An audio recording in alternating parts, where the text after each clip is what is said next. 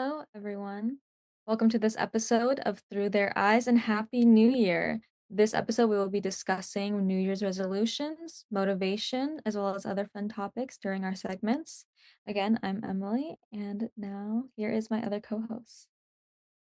Hi, I'm Envy. So, All right, Emily, oh yeah, go ahead. go ahead. While I'm starting, Emily, what are your New Year's resolutions on the topic of, discovering what your New Year's resolutions are and, how you're going to achieve them? So, what exactly are yours? That's a great starter question. I'd say my top three New Year's resolutions for sure.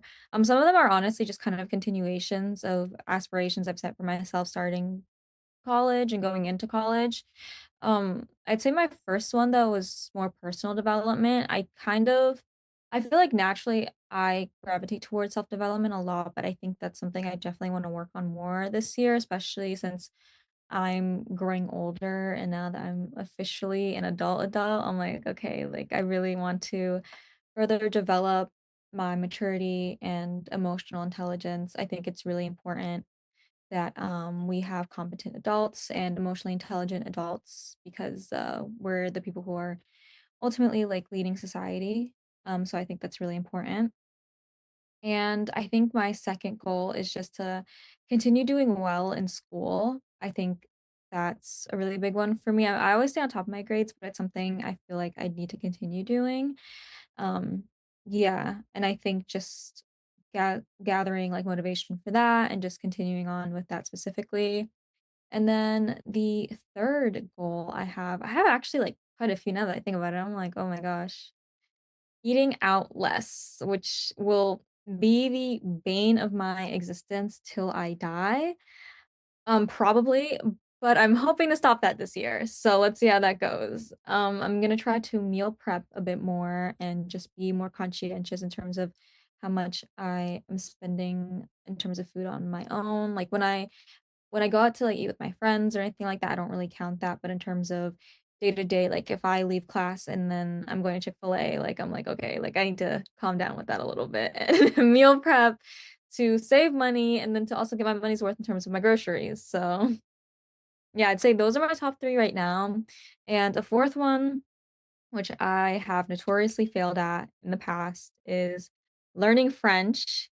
I have been trying to learn French on and off for several years. I can read more than I can actually like audibly understand, and I can speak very, very little French. I have this terrible habit where I can recognize words and sentences, but I'm just not fluent in it, which sucks, but I digress. But yeah, I'd say those are my top New Year's resolutions, but I guess I'll ask you the same question. What are your New Year's resolutions this year? It's actually funny that you mentioned French because look at how many French textbooks and notebooks I have. That's just 3. There's 4, there's 5, there's like at least so many. I've also had like the resolution of learning French because I don't know, ever since I was a kid, I was like, this is such a cool language. I want to learn like, the language of the French and all of that because it sounds so cool. I don't know, I think SpongeBob kind of got me on it because of that, that announcer guy. Yes. Um yeah, so I wanted to do it because of that. So definitely one of my goals, not my biggest goal, but definitely a goal. And then I think the second thing is like practicing my instrument every single day. Last year I was really bad on that.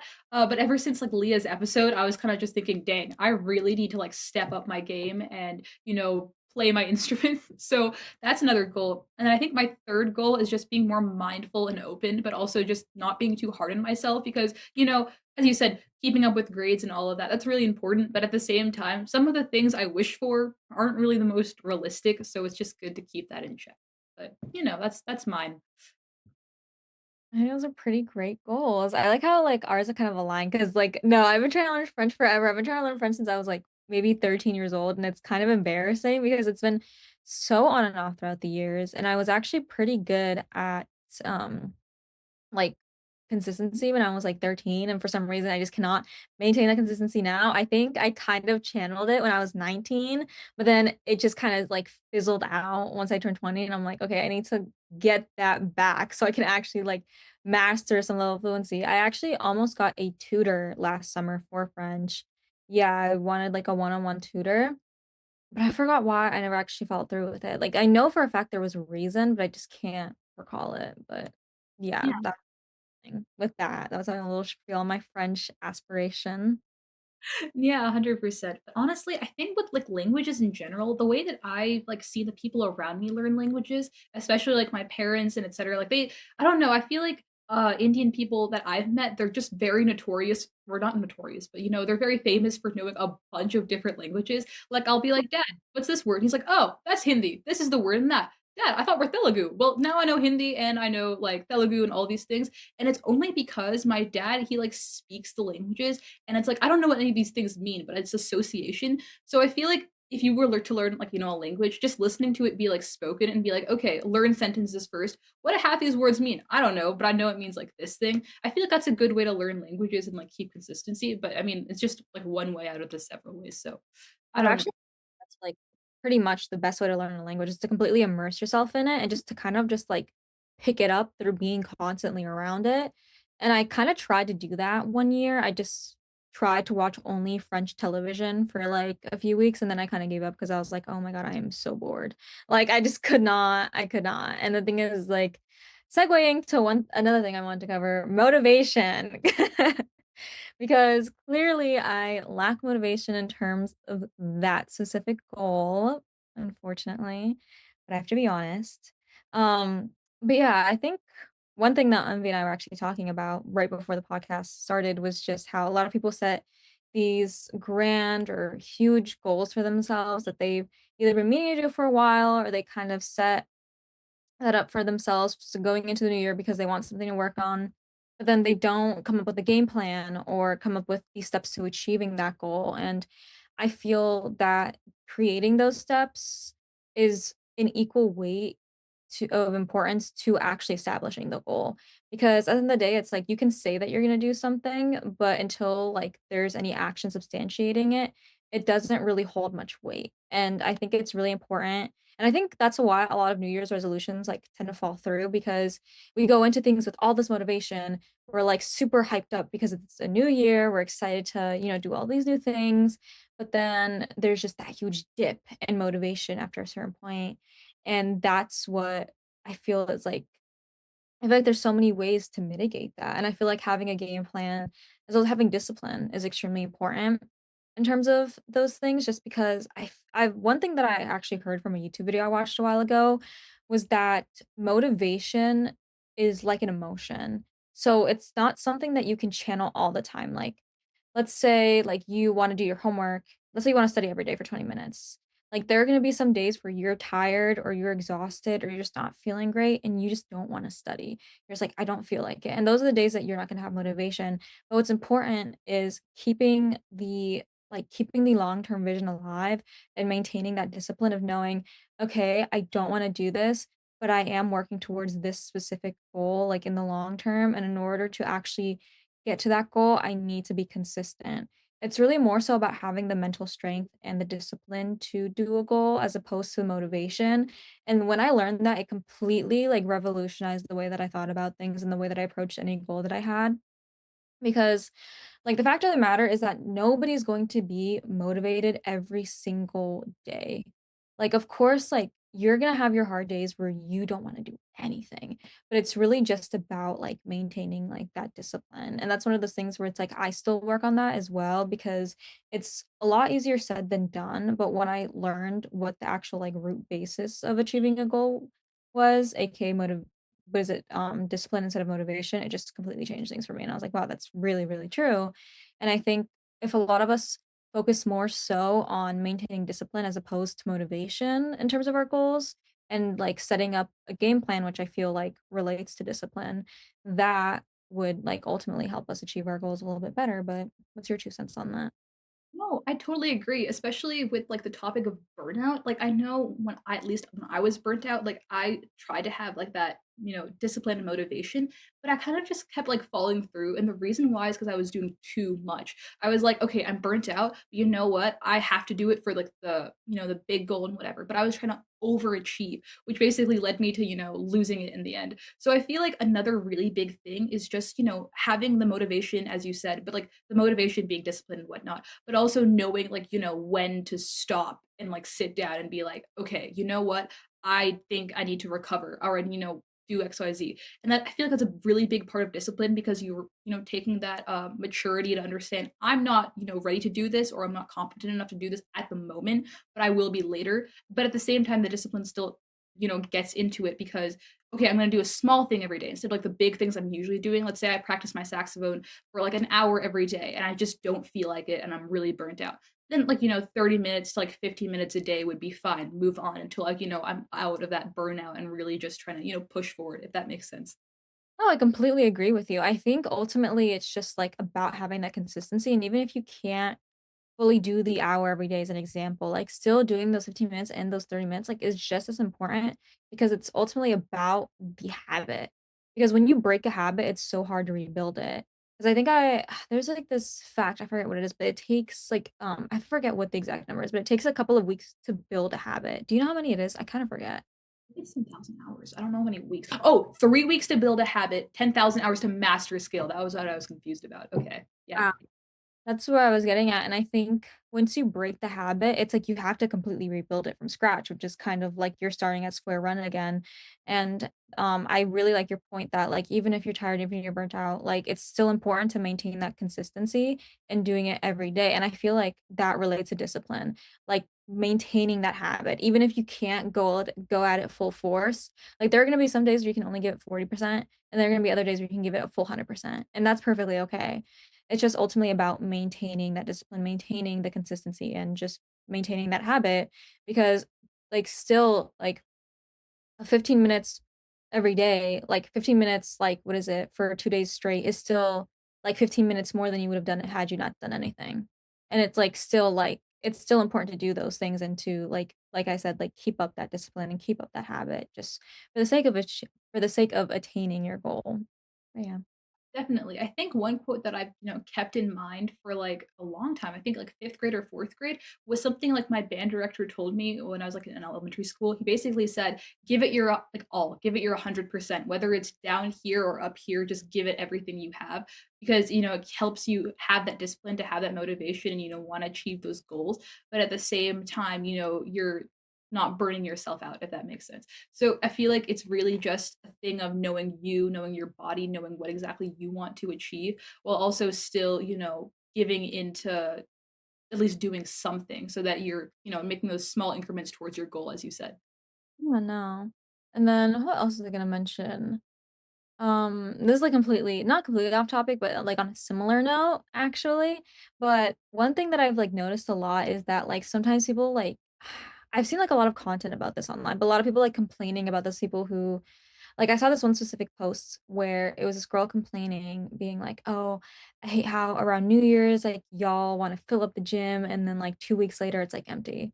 And it's, like, one of those things where it's just like, "Dang, like, why are we being so mean?" Like, people are, like, trying, you know what I mean? Like, I think it's important for us to be open-minded towards other people, and if they're putting that effort forth, I think it's important to recognize that. I don't think it's one of those things where we should be selfish about our personal progress or anything of that sort. I think if somebody wants the help and wants to do better and wants to achieve their goals, then we should be open to that and not almost shun them or demotivate them from doing the things that they want to do. I think sometimes as people, we kind of tear each other down for no reason other than just to kind of like feel above other people. And that's just so mean. I think, especially when you see somebody who's trying to better themselves, like it's really important to just recognize, hey, you know what I mean? Like they may not be where I am, or they not may be, they may not be where I am right now, but everyone has to start somewhere. Because realistically, it's like you probably started from somewhere too. So why are you judging them? Like, you know what I mean? It's just like one of those things where it's like, I think it's just been really heavy on my mind because I'm like, "Dang, like, we are so judgmental without it even being prompted sometimes." But I don't know. What do you think? No, that's actually kind of funny because, actually today where it's like finals week for us. So everyone's kind of just like, oh my God, I'm going to fail this, I'm going to fail that, blah, blah, blah. And it's just like, you haven't even tried yet. So why do you think you're going to fail? And it's kind of giving me the same vibes as you're like basically talking about like all these people who are like, oh my God, I hate these people who are hitting the gym or like actually trying their New Year's resolutions when they're going to fail in the end. It's like that toxic mindset of, I've failed before I've ever even started. I've failed before I even took the first step. You've already demotivated yourself, which is like one of the most important things. You've already like, compromised the discipline and the mental state. You've already like ruined it all. So what makes you think you're going to even achieve it in the end? What makes you think you're so much better than everyone else when you haven't even taken that first step? And I also think as a society, we're still like, even though we call ourselves a very humane race, because we're humans and we're very intellectual and whatnot, we still have that survival instinct in us. It's like, okay, I have to be better than you and you and you so that I can get the most benefits and the most goods and the most everything from everyone else. And if I see you fail, I get pleasure from it because I'm on top, blah, blah, blah. And it's just like that toxic mindset makes us very, animalistic and very competitive, especially as a teenager, like seeing that around, my peers and whatnot. They're all just like, oh my gosh, I got a 95 in my final. I got a 98 on my final. Look at me, blah, blah, blah. Oh, you got a 90 on your final. Wow, you're suck. Like I could never. I didn't, but you didn't even take the final. So what? I wouldn't get that grade. And it's just like that toxic culture is just really ruining, our generation. And I feel like it's getting worse and worse every generation that goes by. But No, that's true, and there's this, like, phrase that I really love, and it goes, well, it's a very, like I forget who said it, but it essentially says, what is it? "Comparison is the thief of joy," and I hear it all the time, and I think that's really interesting, and I think, it's also just, like, really true, and I think it's something that we all struggle with. I mean, like, I know I struggle with it from time to time, like, none of us are perfect, and it's one of those things where we kind of unconsciously compare ourselves to other people, and it's one of those things where it's like, when you catch yourself do it, you just kind of have to stop, and I think that, as well as, like, negative self-talk, the whole, "I can't," like, "I won't," or, "I'm not capable," like, that's also, like it just contributes to overall, like, what you can achieve because I genuinely believe that if you tell yourself that you can't do something, then you just won't do it because you've already put yourself in a position where, like, your footing isn't correct for you to achieve the goal. Like, it's not attainable to you anymore because you're not allowing it to be. Like, you're kind of closing that door before you even have your foot in the door. You know what I mean? So it's just kind of like, I don't know, and I think, the whole comparison thing is something that I kind of learned more so, like, once I started college, but the importance of, like, positive self-talk was something that I learned when I was in high school, and I would always try to tell my friends about it, how it's really important to not talk to yourself, like, in a self-deprecating way, to be like, "Oh, I can't do this," or "I'm not good at that," or "I'm not as good as this person," like, it's really important not to do that just because, I remember I watched this video and basically, like, the girl was explaining, like, you need to treat yourself as you would treat your own best friend. Like, you wouldn't tell, like, your best friend, "You're not gonna do that because you suck at that." Like, you would never say that. Like, you would never say that. So why would you say it to yourself when you literally have to live with yourself every single day? Like, you are going to be the person who has your back from literally womb to tomb. So it's really important that you are your own best friend and, like, like, respect yourself and treat yourself with the respect that you deserve. And I think that's really important. And I think that's kind of one of the founding factors of motivation and like goal achievement as well, is just talking to yourself in a way in which, like, if I can't do this right now, okay, how can I attain this goal? Like, not approaching things from a mindset of, "Oh, like, I can't do that," but more so a mindset of, "Okay, maybe I can't do this right now, but how can I get to a point where I can actually, like, make this goal attainable? Like, how can I get to that point?" Because at the end of the day, it's like, I think it's really important that, 1, we talk to ourselves with respect, and that we see people who, like, have the things that we want as motivators and not people to be envious of or people to compare ourselves to. Because everyone, like, at the end of the day, especially in the age of social media, we're only ever going to see the success that a person, like, attains. We're never ever gonna see the work that they put in and the hours that they put in. We're never gonna see any of that because that's always behind the scenes. Like, at the end of the day, like, most people, they don't wanna see that. They don't wanna see when you're, like, just starting off, because that doesn't really gain as much attention because we're so, like, visual. What we like seeing is just kind of like the success and just kind of like the highlights, like, we like seeing that. So it's like most of the time, like you're not going to see the work that somebody's putting in behind the scenes. So it's really important that when you see somebody who like has the things that you want, it's more so like maybe thinking, oh, like, or even asking them honestly, being like, how did you attain this goal? How did you go about it? Because a lot of the times it's like people put in so much work into things and you just don't know it because they don't talk about it, or because, like, it's not something that most people even think to ask. Most people are just like, "Oh, they probably got that so easily, like, they probably got it handed to them." When most of the case, it's like, no, people work for things that they do, like, most of us are, like, average individuals who, like, don't have those connections, like, most of us are, like, working to get to, like, a better place. So, I don't know, I think it's really important that in terms of goal setting, that we're very mindful in terms of how we go about it, and just like I was saying, like not being like self-deprecating and not being envious, but more so like looking to people for motivation above all else and not comparing ourselves. Because even if you do ask people for help, like everyone's journey is different. Like you're not going to be able to follow somebody else's journey to the T just because you're your own individual and the way that you go about doing things is completely different than that person, as an example. But yeah, I think that as well as just setting up a game plan, like, I feel like those 3 things are so important to, like, attaining your goals and to actually, like, being able to, make, like, an impact, like, on your life and the lives of those around you. Yeah, definitely. I feel like those, those 3 factors, they get, like, really heavily impacted by self-motivation because it's honestly, as you said, you're with yourself from womb to tomb. That is a fire line. I love that line. I heard Um, it in psych class, actually. oh my gosh, but yeah, as you said, you're, like, with yourself for your entire life. All you'll have at the end of the day is you. So if you don't love you, then, what else do you have? So I guess self-motivation, it really just impacts that because if you aren't motivated for yourself, if you aren't, like, putting in the hours, the work, the time, the love for yourself, you won't achieve anything. And I feel like now, as you said, with the social media, going around the social media, I sound like an old person. With social media going around, everyone just sees those successes, as you said, and because of that, it can be really hard to sustain self motivation. Because a lot of people, it's really hard for them to sustain those upbeat things because all these depressive and anxiety inducing thoughts get in the way of that, like, oh, I'm not good enough, or oh my god, that person got a 95 in their calc final, I didn't get like a 95, I got an 87, I'm a failure, blah blah blah. That, and also I feel like for teenagers, it's our college things, it's our seeing the best, most wealthiest people of our school, it's et cetera, et cetera, et cetera. That's all kind of just playing into the whole thing of I'm not good enough. I have imposter syndrome. I don't feel like I'm, achieving enough, being enough, a good boyfriend, blah, blah, blah, you know? Um, and I feel like that's just all because of self motivation. Because if you can't self motivate yourself, then, you won't be able to achieve anything, no matter how much discipline you put in. If it's not for yourself, the, prospects aren't gonna be that good, if that makes sense. I don't know.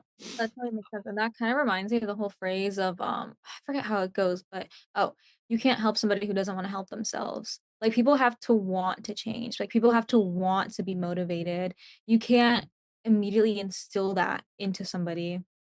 Like, that's something that somebody has to want for themselves. Because at the end of the day, I feel like a lot of us, we kind of, like, attribute our aspirations to, like, other people who have, like, motivated us or things like that, but at the end of the day, it's like that inspiration and that motivation, it comes from within you. You are the foundation that wanted to change, and you are the one who like actually sought out those external like motivators in order to help you change. And I think that's like really important to recognize is that you can't expect someone to swoop in and save you. Like you have to be the one to actually wake up one day and think, I want to be better. How can I be better? And like how can I ask for help to be better? Like, it really starts at home base. Like, it's one of those things where, the way that I think about it is kind of like a house. You can't build a house from, like, the roof down. Like, you have to start at the foundation, and you are the foundation. Like, in order to actually, like, build up, like, a beautiful home, like, you, as the foundation, need to wanna build up. And that's when, like, you actually, like, start with that internal, "Okay, I wanna do better," and then you start what is it? Seeking external motivators to build upon yourself. I think that's, like, really important because at the end of the day, like I was saying, it's like you can't expect other people to do that for you because that's something that you can really only do for yourself. Definitely. I know a few people like that who, have struggled with their own issues and whatnot. And, you always try to, be a good friend and, support them. But at the end of the day, you can't, you can lead a horse to water, but you can't make them drink the water. And it's like, do you want to save yourself or, do you want someone to save you? That's kind of the thing. And it's just like at the end of the day, I feel like, again, the social media culture and all of that has made this a little bit more toxic. But another thing I wanted to add is that these revelations, they've been there, they're on social media. These are things that everyone kind of knows. But the thing is, we all take it so face value because it's like so well said. It's like kindness makes like, kill them with kindness, or, make the world a better place with one smile, or, one compliment, blah, blah, blah. Like these are things that genuinely help, that do make an impact, but at the same time, we take them for granted or we hear them so many times and we're just like, oh my gosh, not this again, or why are we doing this, or blah, blah, blah. Because at the end of the day, it's just like we hear it so many times, it becomes repetitive. So I really feel like it takes a lot of maturity, especially emotional maturity, to really look at something and say, oh my God, I've been hearing this my whole life, but it's actually kind of true. Or like, I've realized XYZ and I think that I'm gonna, work towards that. It takes a lot of, growing up to do. And I guess that's now because of social media, we're having these revelations given to us. But I feel like younger and younger generations, are seeing it so often and so repetitively that when it takes longer and longer for them to really process it and, actually exhibit it in their actions and in their daily life. Yeah, I completely agree. I think we see so many things on social media, like you were saying, that we just kind of take at face value. I think a lot of us, honestly, like, don't even completely conceptualize the stuff that we see. I think we just kind of like look at it and we just kind of move on because we're so used to that rapid stream of like entertainment and like media and just like general like content that it's like we don't completely like internalize and like process things like in the way that we used to. And I think that's why like a lot of like the content that we see or quotes like that are meant to motivate us and help us, like we kind of just like literally scroll past it because we just like see it and we're like, okay. And then we kind of move on to the next thing.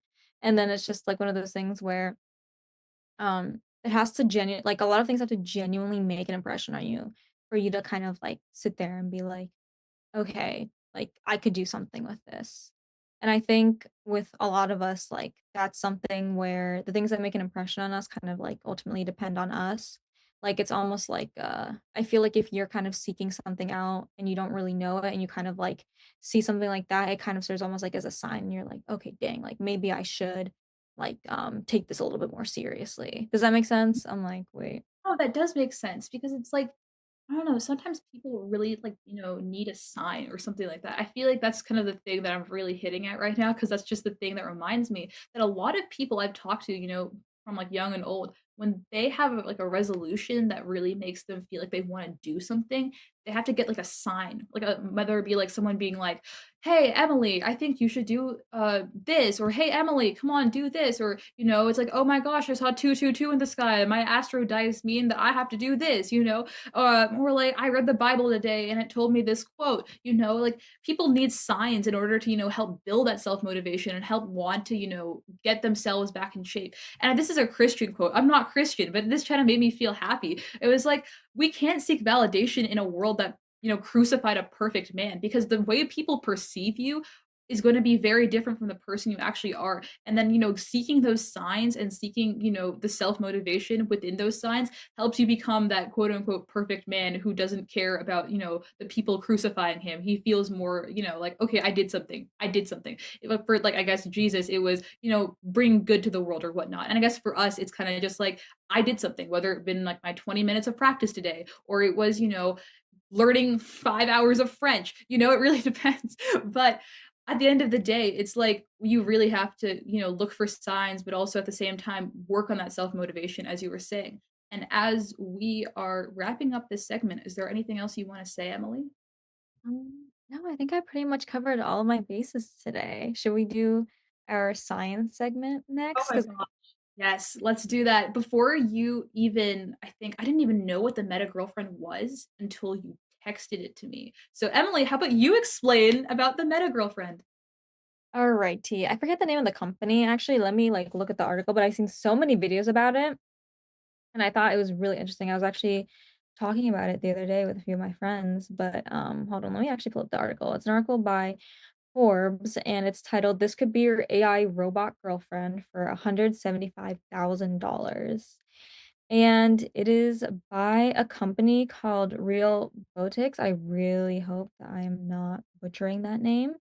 But essentially, they, are creating, like, human-like robots to kind of remedy the whole loneliness epidemic. I don't know why I did that in finger quotes as if that's not an actual thing. Um, but to remedy the loneliness epidemic, and I thought that it's a very interesting talking point or a very interesting thing to conversate about just because of the fact that, I think the fact that our solution to loneliness is to further almost disconnect from other, like, fully, like, sentient and human beings, um, is so, like, dystopian in a way because I'm just like, I think it's really important. I think it's really important for us to further develop the loss of social skills that we had from COVID, so that we can actually like reconnect with other people again.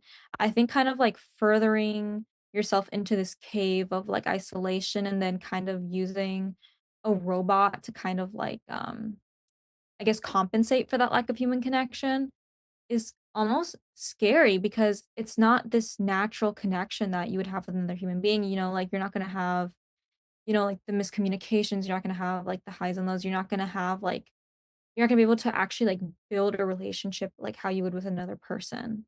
Like, it's really just more so, like, you have this humanoid being that just complies with everything that you say, and that's just not natural. Like, human beings will, like, clash heads, like, they will reach compromise, like, they're going to talk, like, they will, like, connect with one another, they will have nuance, like, to bring to the table, like, they will have, like, differing opinions to, like, communicate about, and I think when you have something that's, like, humanoid, that's almost created to cater to you 100 that is created to cater to you 100%, it's kind of scary because no human being should be doing that. No human being should be subservient to you 100% because it's not natural. You know what I'm saying? Like, you are an individual, and it's important that you meet and connect with other individuals because I think our differences, as crazy as it sound, I think that's what brings us closer together. That's what allows us to, like, foster genuine deep connection. Not our differences, but it's just the fact that you can recognize somebody's differences and still view them as, like and still humanize them. Still view what connects you to. Like, still understand that even though you're different, like, you are both human beings at your bare bones, and that connection will always be, like, stronger than any connection that you have with artificial intelligence. I think that's, like, extremely important to recognize, and I think it's really important that, we, like, actually try to connect with other people instead of trying to substitute real human connection with AI when there's, like, literally 8 billion of us in the world that we could be talking to, like, I don't understand why we have to spend thousands of dollars to get companionship when you could just do it, like, by, I don't know, like, trying to, like, make friends, and I think that's really important to try to do, to make friends. Yeah, definitely. I feel like I really like the way you called it like a loneliness epidemic and not a pandemic. And the reason why is because the price of those robots, it's targeted towards a very specific, part of people who are lonely, like rich people who are lonely and have money to spend. Like it's a very like minimized group of people. Of course, loneliness in itself is, like a whole worldwide thing. There's people all over the globe who are lonely, but it's like that loneliness, like that targeted, it's targeted specifically for rich people who have the money to spend and who probably don't have much regard for human life and just want to, get whatever the heck they want out of that robot. And I don't know, I really agree with the whole it's dehumanizing because it's like that is a very dystopian thing. That is a thing I don't feel like, I don't feel should really be out there because now let's say that this person that buys this robot girlfriend or whatever has kids or like people who are impressionable around them, what are those children going to grow up thinking? They're going to be like, "Oh my gosh, I can treat a woman this way. I can, talk to her this way. I can dehumanize her this way." Or like it really has a negative social impact on the people it's impacting, but at the same time, it's also, giving more, I guess, like, terrible morals to people who, I guess, do have power. Because if you are rich, you probably have some power, at least in capitalist society, you do. So it's just like, dang, do we really wanna give questionable morals to these people who already have questionable morals as, they're buying interesting products from, random companies, so Yeah, no, and there I think another point I wanted to make is just that, a lot of this, like, specific robot, at least from the impression that I got, I could be wrong, are catered specifically towards men, and it also is just one of those things where it makes me worry what impression this gives to men about women and how it's okay to treat women, because when you have this, like, AI robot that's completely, like, subservient to you, it's like, what is that, like, saying about, like, human women? You know what I'm saying? Like, what is that saying about how it's okay to treat us? And I think that's, like, also a really important thing to consider as well, just because it's really important that, um we encourage people to, like, humanize women. I feel like that's such a big, like, issue, like, around the globe, especially in, like, global South countries where we see women being constantly dehumanized, and then we see that in the media, and I think it's really important that, like, we don't have these depictions of women, like, even through artificial intelligence that communicates, "Hey, it's okay to" what is it? Like, "treat women in XYZ manner," or, like, that kind of, like, communicates this, message of women should be this specific way. You know what I mean? So I think that's also very important, like, consideration or implication of this, like, AI girlfriend. yeah, 100%. Honestly, like, I really don't know who would purchase this item. Like, Right? it seems so, like, actually, no, I do. There's a lot of desperate people out there. Now that I'm thinking about it, I'm wrong. I lied. I am a liar. I feel like this could actually be used, like, there's, like, a lot of industries where women are, put in. I can think of a few. And I feel like this might be a replacement for women in those industries, which, I mean, I guess would be a better thing, 'cause, human women aren't directly impacted, but the issue, like, the moral issue and the societal issue of those, like, impacts is still, out there. Like, if we put women in positions where they're being used for their bodies, and now we're using robots to take over that position. Okay, well, women aren't being, like, impacted physically anymore, but the social and, like, the moral impact is still there, and that is a really terrifying thing, especially as, we're both, like, young people, and I'm growing up, and you're already, like, in the adult sphere, or whatever it is called. It's just like, dang, I don't know if I want to grow up and, experience that when I'm older. I don't know if I want to have those, I guess, presumptions put on me now that I'm a woman. And let's say this, like, grows, like, okay, robot girlfriends, they're more popular, and AI XYZ is more popular. Have you heard about character AI and, like, these chat things? Oh, I have. I've heard some crazy stories about character AI. Yeah, so it's, like, all feeding into it, and I'm just, like, kind of worried, like, "Hey, when I grow up, what's my life gonna be? Like, how am I gonna get into relationships? Is that gonna be toxic? Like, am I gonna be taken advantage of? What exactly am I getting into?" And I feel like that's another issue that's coming on. My dad and I we were talking about how people don't really wanna get married anymore, get into relationships anymore, and, like, the social skills are kind of diminishing, but I kind of understand why, because, the more dystopian we get as a society, why would you want to interact with that anymore? Why would you want to be a part of such a society that's so far fetched and whatnot? Like, it doesn't seem real. Yeah, and then I think also with, like, the whole rise of AI to kind of compensate for our loneliness or depression, I think we also see a rise in kind of like these what's the phrase I'm trying to look for? Like these maladaptive attachment styles. I think that's right. Where like we kind of see these very unhealthy attachments and almost codependency, just like a lot of rise in that because we don't know how to foster secure attachments because we're not connecting with an actual person.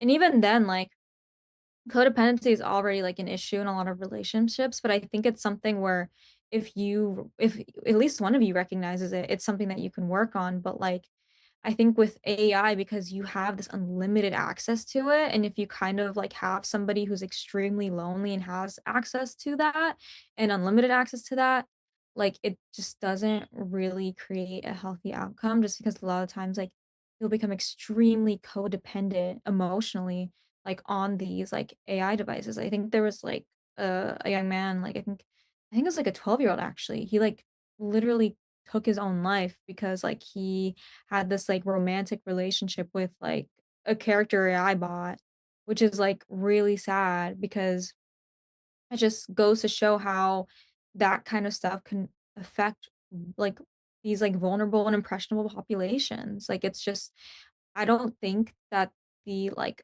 access that we have is, like, natural. I mean, it isn't, it's artificial, of course, but I think it's one of those things where, like, we don't even know the full ramifications of it yet, and I think we don't even know, like, we haven't even established what's ethical or unethical in AI either, which is, like, kind of crazy because, like, even with deepfakes, like, people aren't consenting to having, like, deepfakes made of them. It's just happening.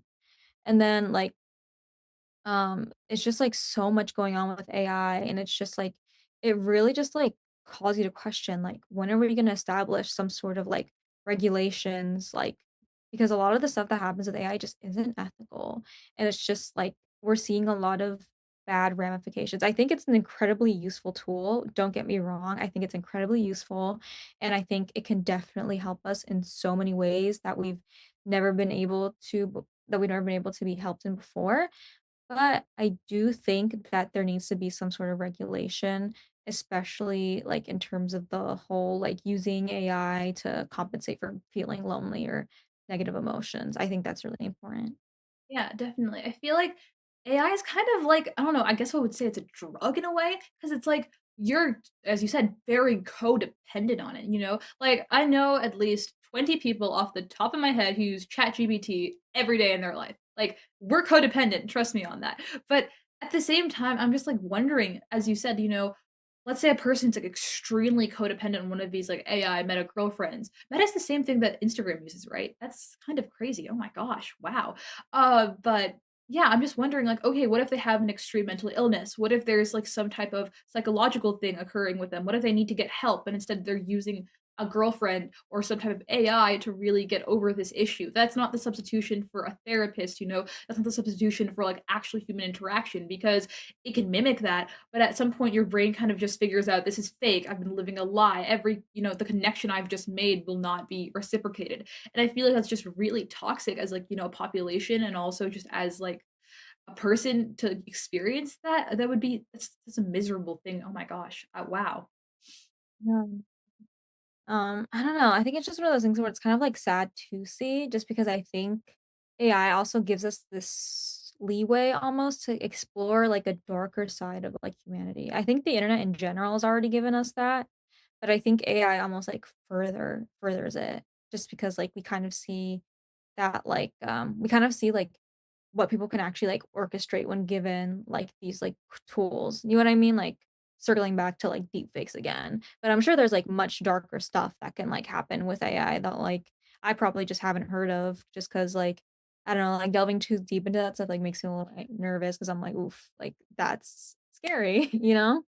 Definitely, like, being online, like, even, like, for example, like, us doing a podcast even, like, that's scary because like, deepfakes, oh my god. Like, what if I take an Instagram picture and then some, like, random high school boy or some random high school girl or whoever, gets, like, access to this technology because I have, like, someone who's working in it, and then or, like, they're just, really good at tech, and now they, like, can do all of these terrible things with AI, and then, like, it can ruin your life even more. It takes cyberbullying to an entirely new level, it takes harassment to an entirely new level, and like as you said, we don't have regulations for this. We don't have like laws for this. Like we are kind of screwed in that situation. So it's like we really need to, advocate for ourselves, but also ensure that, we get those things. And I feel like as young people, that's kind of our new in the AI world, we kind of have to like sit down and be like, okay, how are we going to fix this? Okay, how are we going to, take steps into ensuring our safety is met? Because it's like, and then for women especially, it's like you aren't even safe outside in reality, like some of the time. What makes you think you're going to be safe on the internet? And it's just like, wow, I don't know. It's just kind of disheartening, honestly. But speaking of danger, Squid Game 2. Squid Game, yeah. Oh my gosh, I love Squid Game. I really, really do. I have so many like talking points about it just because it's just so I don't know, like it's just really interesting. But do you wanna start off? Have you seen season one or season two yet? Oh my gosh, I'm so far behind all of our topic videos or like segments because I didn't even know about meta girlfriends until today, and I haven't. Squid Game 1. The only thing of Squid Game I've seen is, like, that one girl, and then she turns around and she starts, like, shooting everyone, like, red light, green light, like, the one with, like, the yellow dress and, like, Doll. yeah, and I was just, like, terrified. I was just like, "Oh my gosh, wow." But I saw, like, some behind the scenes, and I'm like, "Oh, that's cute. This doesn't really fit the vibe of Squid Game, but it's cute." But anyway, Emily, give me your psychological analysis of Squid Game. My psychological analysis of Squid Game. Oh my gosh, where do I even start? I could honestly go, like, on and on for freaking hours about Squid Game just because I think it's so interesting, and there's just so much, like, depth in the show that I feel like we overlook. I think it is extremely entertaining, don't get me wrong, I think, obviously, it would not be the number 1 show on Netflix, literally, like, in how many countries now? If it wasn't entertaining, like, 6, like it was, like, 36 when it first came out, and then it got, like I don't know, I think it's, like, 50 now, I don't know. like, in the whole world or in the US? I think it's number 1, I swear it's number 1, I could be Number wrong. 1 in the USA, I know that. I'm saying, like, number 1 in, like, other countries. It was, No. like I think it's, like, number 1 in, like, 50 other countries. That's the last time I checked Netflix, though, but continue. Yeah. One thing that I find really interesting about, like, Squid Game is just ultimately, like, the, like, message, just how, like, it's very, just discussing how a lot of times, like I really like how it's, like, a critique of capitalism and just a lot of, like, just the general message as well as just placing monetary value, kind of like the way that I look at it's kind of like an allegory against, like, placing monetary value on, like, human life, which I think, like, some of us may not recognize or, like, some of us do, and I think just, um at least the vibes that I get for it from it is just that, like, sometimes, like, we place entirely too much value on money, and, yeah, I think that's, like, really interesting, oh my gosh, I'm like, why am I forgetting all my talking points? Like, I literally just, like, went on a whole rant about this, like, probably, like, ago, but I'm trying to think of what my main points are right now, Honestly, but it's kinda crazy that you said monetary value because we were literally just talking about that, like, AI and then, like, human life and monetary value. It's like how easily you can replace someone with just money. So, yeah. it's wow. 'Cause, like, even in Squid Game, like, every time somebody dies, like, money gets added to, like, the giant, like, piggy bank. Yeah, so it's literally just, like, legitimately placing monetary value on somebody's life. So it just, like, encourages people to kind of turn against each other for money, which is almost like a critique of capitalism just because, like, we see a lot of, like, negativistic, like, traits come out because of this, like, overt desire for money and to, like, get further ahead in terms of, like, financial status. But I think it's really interesting, and then another thing that I found really interesting, and, like, maybe I'm just kind of, like, looking into it too deep, is just kind of how, like, we've commodified a lot about, like, Squid Game, even though, like, the whole message of it is that, like, we shouldn't, like, be placing, like, monetary value on, like, people's lives, and it's kind of, like, a critique of capitalism. I think it's really interesting how much we, like, see, like, Squid Game merch, like, everywhere, obviously because it's, like, a popular show, but I'm like, I wonder, like, what the creator thinks of that. Like, not to, like, be, like, one of those people who's like, you guys aren't getting it. Like, you know what I mean? But, like, I just, like, wonder, like, I'm just like, what does he think of it? Like, what does he think of that specifically? Yeah, definitely. I don't know. I feel like now that you're talking about it, I'm like, actually kind of interested because I really like books like that and like political science things that especially talk about that. But yeah, I just like my first impression of Squid Game was like, oh, we're just gonna kill people, haha. Here's some money, and like that little like I don't know what was it, the cookie cutter thing, like Yeah. the yeah, that was my like only impression, and I was like, huh, that's why it's so popular. And I've heard kids like in my school, and they're like all talking about it like, "Oh my god, did you see this guy?" Or like, "Oh my gosh, he's so hot," and like blah blah blah. And I'm just like, "Huh, that's a very interesting perspective." But now that you're like really talking about it, I feel like that's a really great example of how, modern media portrays the different, issues in our life, and then how a lot of people's ignorance really just is also a great example of even when the problem is presented right there for you, you still take the happiest or the most like basic analysis of it, if that makes sense. No, exactly. I'm pretty sure there are, like, other talking points that I can, like, come up with, but, what other media do you wanna talk about? Or should Oh my gosh. I okay, so there was this one show, I forgot what it's okay, there's this one show, it's this one Indian, it's not a show, it's a movie, and it's basically about a wrestler. I believe her name was like Vanish. I forgot her last name. Oh my gosh. Basically, it's just her story about being a wrestler. Like when she was younger, I think her father passed away, and then her mother got cancer, and then she was raised by her uncle to like do wrestling and whatnot. Uh, and then she went on to like be really really great and everything. And then she flunked the Olympics because she was 100 grams above the weight limit, and she lost like, immediately, and then everyone in India was like they How had much to how much is 100 grams to pounds? Wait, yeah, sorry guys, I'm don't American. know. I literally have no idea, which is kind of bad, but, like, we're imperial system here, so I don't really know. No, we're like American, sorry guys, 100 grams to Yeah, but point point honestly pound, not even a full pound. too. Yeah, point 0.2, literally like a fifth of a pound. Well, I mean, a lot of people in India, especially the politicians, they were like, "We spent so much money on this girl, and she's overweight, and she's super fat, and blah blah blah, and she sucks, and etc. etc. etc." And this is like an old video, like analysis or like a documentary, docu-analysis, whatever you want to call it. But basically, this came out like 4 months ago, and I just watched it recently. And then I watched them. Oh, it's like Dangal Dangal or something. I forgot. I think that's the name of the movie, but it's so good, and it basically shows once more how people place monetary value on, people, especially women. Like, I've noticed, like, throughout this entire thing, we're talking a lot about monetary value, and a lot of it's, like, women, and I'm just realizing because like, if this was a man, like, of course, they would have definitely, like, there's still be like, lashback and whatnot. But I just realized, dang, like she was only 0.2 pounds more. And the entire everyone's just like, wow, I hope she actually this one female politician was actually like, I hope she loses that 0.2 pounds really quick. Instead of being like, I'm sorry for her loss and I'm sorry that she had to quit wrestling. She quit wrestling because she was so heartbroken because that was the Olympics. She should have gotten silver. And then she beat the top wrestler in the entire world and then went on and then she got disqualified the night after. And the thing is she like did blood, like she took out blood, she starved, she didn't drink a single drop of water, just to lose that weight. And she was still point 0.2 off. And then everyone was just like, wow, you suck. And there's a movie about her. And I watched it. It's amazing. But once more, that kind of just reminded me of monetary value. But anyway, do you have your talking points?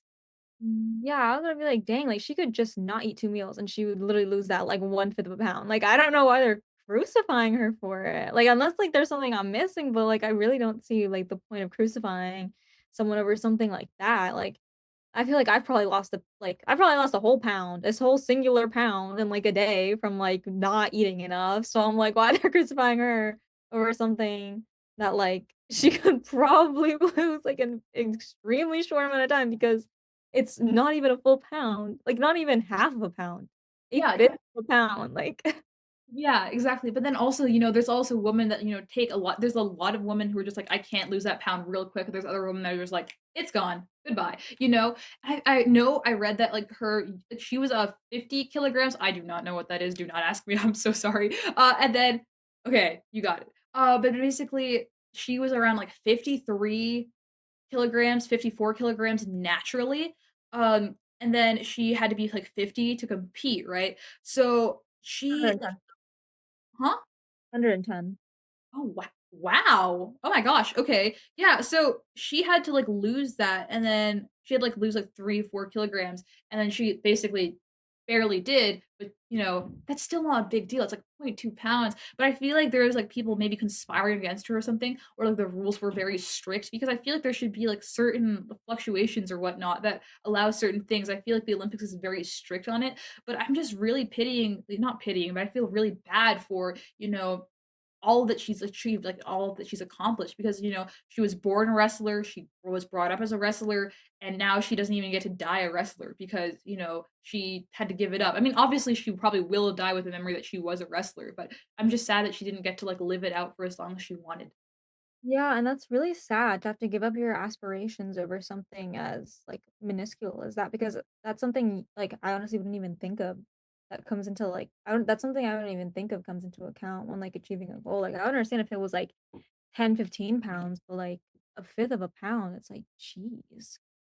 Yeah, 100%. And I feel like it's just really showing, how I guess harsh everyone is. I feel like, we don't really know that much, so we don't know what she's going through. But then also like a lot of people around the world don't know what she's going through. So we're kind of just like, dang, we're all judging her so harshly. And then like for what? Like she did nothing wrong and she's just like trying to get her thing. But instead we're all kind of like blaming her and whatnot. I don't know. That just makes me sad because it's like, dang, this is the world that we have to grow up in, Emily. This is the world that we have to be a part of. But I don't know. Maybe we'll have a Squid Game. Maybe we'll just like, you know what, anarchy. Let's go defeat the capitalists. I'm just, I'm just joking. I love my country, guys. I promise, I do.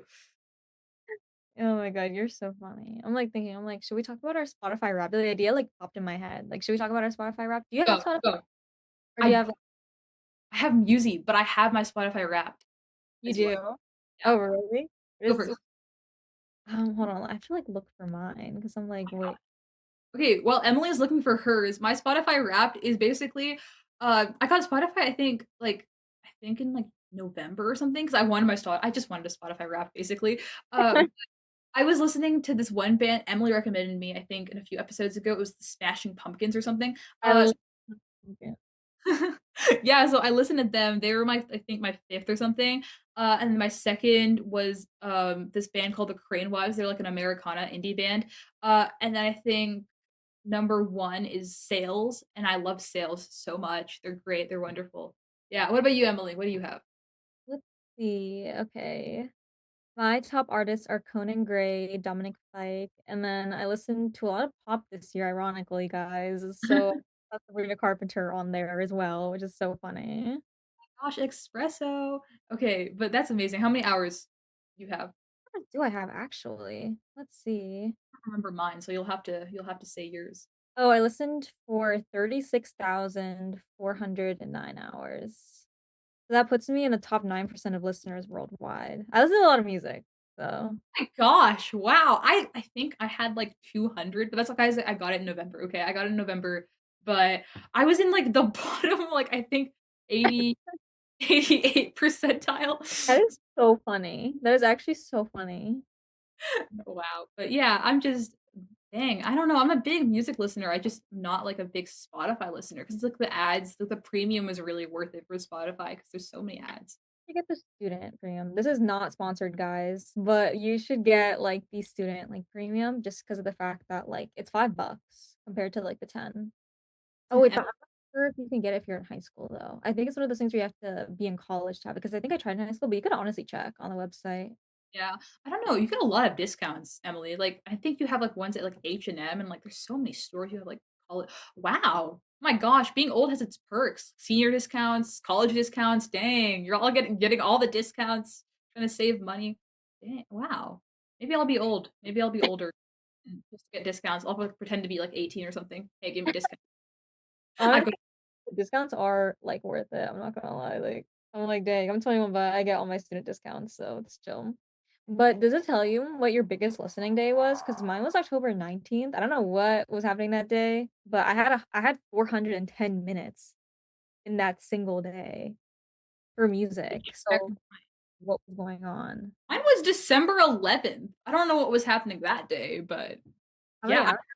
I had the majority of my I think I had didn't check, wait, 251 minutes, so not as much as you, but Dang, I spent nearly 7 hours listening to music that day. I don't know what was going on. What? I had to, like, look back at my camera and be like, "What was going on October 19th?" Because 'Cause I'm like, "What the heck?" Like, what was that day of significance that I listened to so much music? oh my But, god. yeah, that's my Spotify Wrapped. Ima imagine Any if you listened to Con Gray December 3rd. Sorry for, cutting you off, but, like, You're all good. just I imagine. I think I was. I'm not gonna lie, I probably was, because to a Conan Gray fan, that is, like, a national holiday. It is, oh my gosh, I love Conan Gray. Wait, speaking of Conan Gray, favorite song 2, favorite top 3 songs, go, go. That's so hard. Okay, The Cut That Always Bleeds is, like, number 1 for me. It's, like, getting super popular right now. I love The Cut That Always Bleeds, and then what else do I really love? Telepath is also one of my favorites, Telepath, and then what else do I really like? The Exit. The Exit is so underrated. Yeah. Okay. Okay, we have, like, really similar tastes because you just hit everything for me. My favorite has to be The Exit. I love that. I live it. I laugh it.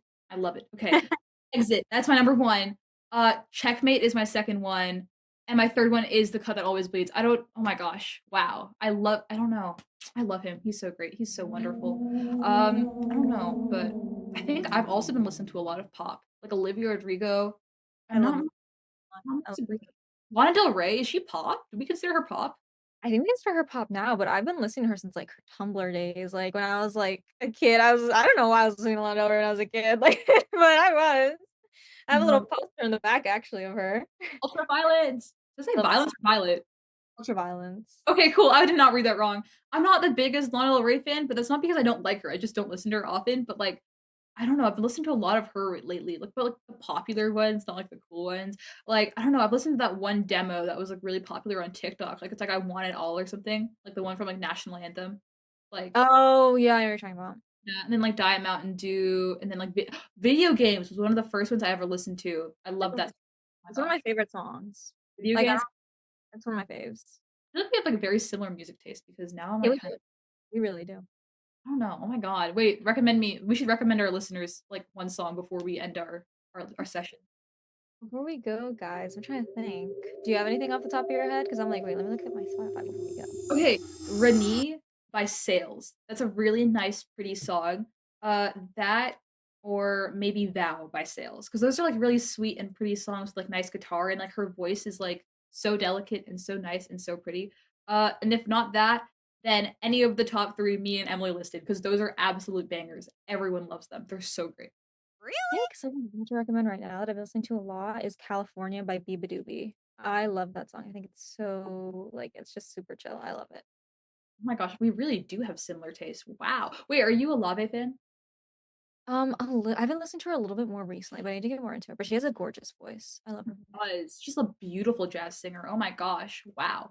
No, I don't know. I don't listen to her that much either, but like I love her. When I do hear her. What about Mitski? I'm like naming all of the I like Mitski, but I'm not gonna lie, I've literally only heard her popular songs. Me too. Me too. Except for Humpty. Humpty was the one non-popular song I listened to. Listen to that song, everyone. It's a great song. It is so pretty. You too, Emily. You should listen to I that. will. Let me actually write that down. I'm probably gonna listen to it as soon as we get off, but yeah, I think that's pretty much all of my talking points for this episode, guys. I hope all of you guys enjoyed and were able to take something away, even if it was just from our media segment and our song recommendations. I really hope that you guys took something away and at least something that either of us said resonated with you all. So yeah. And before we leave, Happy New Year, everyone. Hope this year is going amazing for you, and we'll see you next time. Happy New Year, everyone. We'll see you next time.